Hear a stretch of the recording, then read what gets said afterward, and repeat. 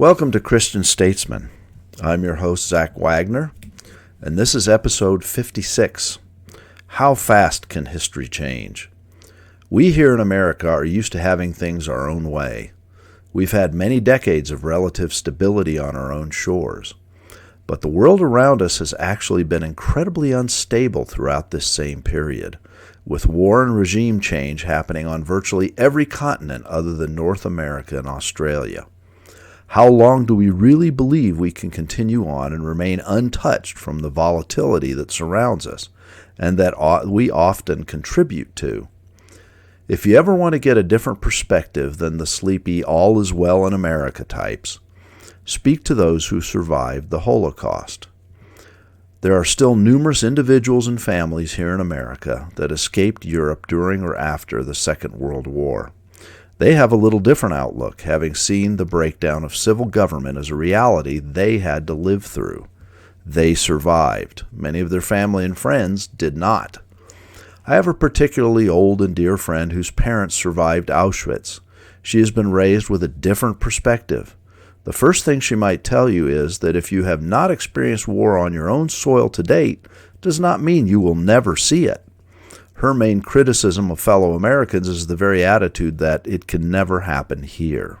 Survivors have a funny way of remembering. Such horrors etch themselves onto the memory.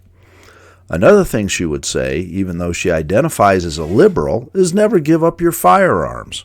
Her parents were Polish and were disarmed just years before the Germans invaded their original homeland. They had only shovels and pitchforks to fight a highly equipped modern army with.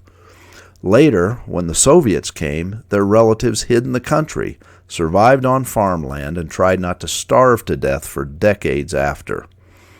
Which leads to the next thing about my friend. She was a prepper years before preparation ever became known as a thing. Her family kept reserves of food, gold, silver, and other precious commodities that could be used to reinforce their livelihood in the event of societal change or collapse. When I first heard this 35 years ago, I thought it odd. Now, it is a matter of common understanding, and whole industries are built around it.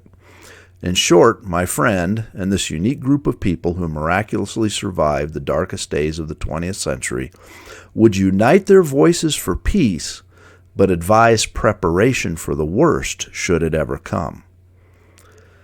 We had a more recent example of this prudent warning when Maximo Alvarez spoke last year at the Republican National Convention.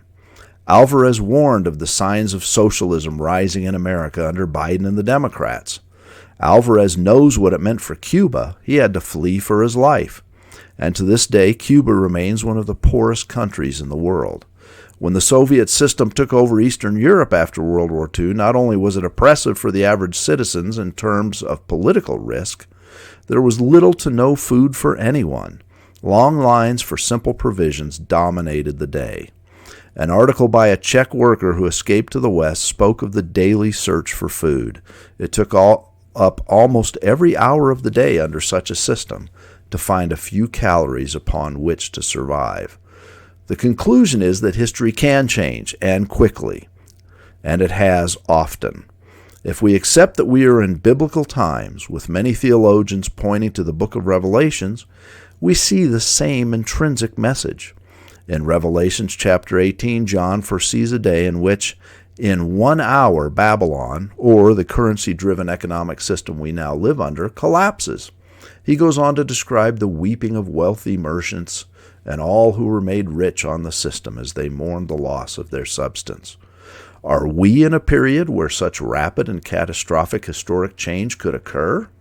If you listen to numerous analysts, economists, and other so-called experts, the honest answer is a resounding yes. The Biden administration will create $7 trillion in new debt before the summer is out. How do you think that will go?